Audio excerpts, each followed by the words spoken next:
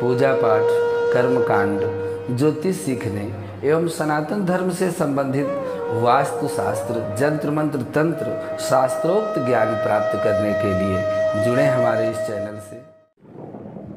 नमस्कार मित्रों, स्वागत है इस ज्योतिष शिक्षा के कार्यक्रम में, जहां पर आप अपने ज्ञानार्जन के लिए ऐसी बातें जो वेद और शास्त्र और पुराणों में प्रमाणित रूप से दी गई हैं उनका अध्ययन कर रहे हैं। और आज आपके लिए दूसरे भाव से संबंधित कुछ जानकारी लेकर के आए हैं कि यदि आपकी जन्म कुंडली के दूसरे भाव में कौन कौन से ग्रह बैठे हैं तो आपके वाणी में, आपके स्वभाव में क्या होगा, यह जानने का प्रयास करते हैं। यह बातें 100% आपको सत्य मिलेंगी यदि कुंडली में अंशों की समानता है। तो सबसे पहले आपको हम बताने का प्रयास करते हैं कि द्वितीय भाव, कुंडली का जो दूसरा भाव है वह कुटुंब भाव है। उससे परिवार का विचार किया जाता है, लेकिन उससे धन का भी विचार किया जाता है और दूसरे भाव से वाणी का भी विचार किया जाता है। तो यदि वाणी भाव में सूर्य बैठे हों अर्थात दूसरे भाव में चंद्रमा बैठे हों तो जातक की वाणी बड़ी तेजस्वी होती है, आदेशात्मक होती है और गलत बातें होने पर वह जोरदार आवाज से अपनी प्रतिक्रिया को भी देता है, अर्थात आवाज भारी होती है।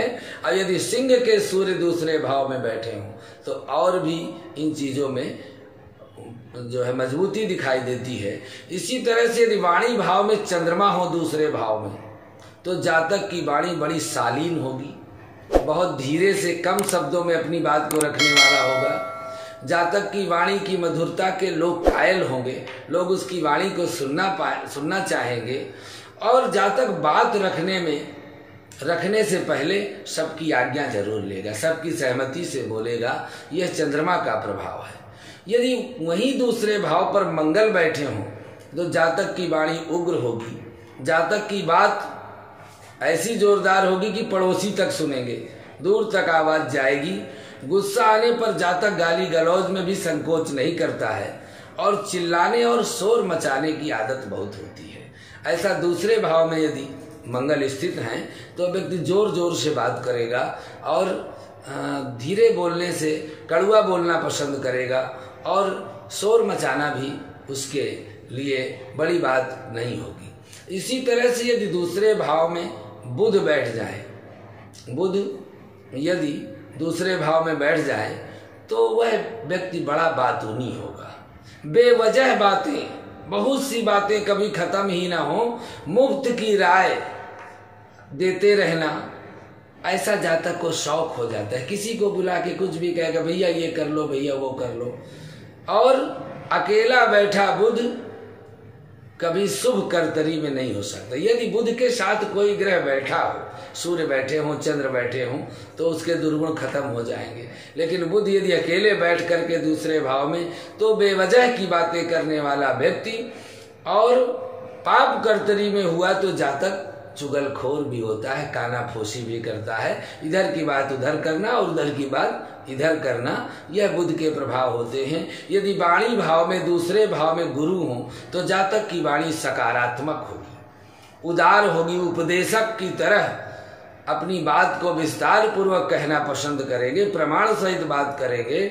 जैसे कि किसी बात पर मतलब लगा करके, अर्थात लगा करके, मेंस लगा करके बात करना, ये गुरु के स्वभाव में होता है। उसकी बातों में ज्यादा प्रयोग होता है, जबकि जातक पुरुष से तीव्र और स्त्रियों से मधुर वाणी में बात करना पसंद करता है।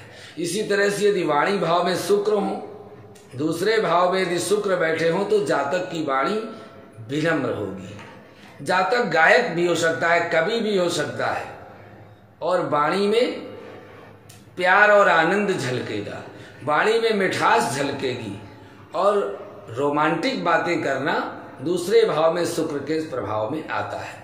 इसी तरह से यदि दूसरे भाव में शनि बैठे हों वाणी भाव में तो जातक की वाणी बड़ी संतुलित, बड़ी संयमित और बहुत कम शब्दों में होगी। शब्दों की मर्यादा का उल्लंघन तो ये करते ही नहीं। थोड़ा से बात अपनी धीरे से रखना, बात खत्म। जातक हमेशा शासन कर रही सरकार का वाणी से विरोध करता है। यदि वाणी भाव में राहु हुआ तो जातक बहुत झूठे गप्पे मारने वाला, बेवजह बहस करने वाला, मुंह में हमेशा गाली रखने वाला, अपशब्द बोलने वाला, बात बात पर अशुद्ध वाणी, गाली गलौज करने वाला और अपशब्द जैसे अशुद्ध वाणी को बोलने वाला, अश्लील वाणी को बोलने वाला, नकारात्मक वाणी को बोलने वाला। और यदि राहु दूसरे भाव में है तो प्रायः व्यक्ति सीटी बहुत बजाता है। इसी तरह से वाणी भाव में केतु हो तो जातक मुंहफट होता है, जो भी कहने सामने कह दिया। केतु शुभ कर्तरी में यदि वहां बैठ जाए तो जो भी कहेगा उसकी 70% वाणी सफल हो जाएगी। इसीलिए दूसरे भाव में केतु है तो उसको किसी के लिए अशुभ नहीं बोलना चाहिए, सबके लिए शुभ बोलना चाहिए, क्योंकि उसकी वाणी में केतु हैं और वो जो कहेंगे वही हो जाएगा। इसलिए जिनका केतु दूसरे भाव में है उनको किसी के लिए अशुभ नहीं बोलना चाहिए, कड़वी जुबान नहीं बोलना चाहिए, क्योंकि उनकी वाणी 70% सही सिद्ध हो सकती है। किसी के लिए कुछ गलत बोलना उसके जीवन के लिए कष्टकारी हो सकता है, क्योंकि हमारे यहाँ क्या है, कहा गया है कि 4 वेद छा शास्त्र में बात लिखी है दोए, दुख दीने दुख होत है, सुख दीने सुख होए। हम दूसरों के लिए कुछ अच्छा सोचें, अच्छा करें, तभी हमारे जीवन में अच्छा होता है। क्यों? क्योंकि कहते हैं कि यदि सब सुखी हों तभी तो हम सुखी होंगे। यदि हम केवल अपने सुख की कल्पना करेंगे तो हम सुखी नहीं होते हैं।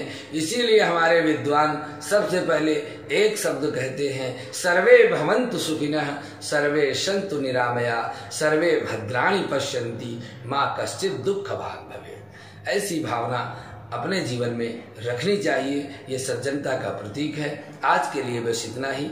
अगले भाग में पुनः एक विशिष्ट जानकारी लेकर के आपके सामने उपस्थित होते हैं। नमस्कार।